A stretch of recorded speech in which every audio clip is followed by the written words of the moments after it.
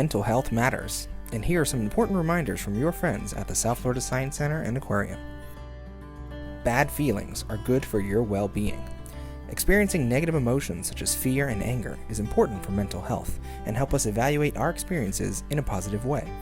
Someone who only experiences positive emotions runs the risk of becoming complacent and ignoring the issues that really matter.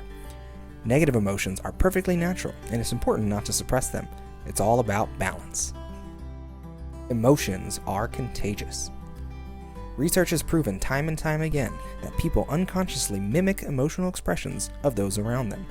Whether being infected with a smile or picking up positive energy online, us humans just can't help ourselves from catching emotions from other people. Now it's time to show us what you've got. Go ahead and find some different household crafts and different items to see if you can make some really cool facial expressions, just like the exhibit we have here in our brain exhibit.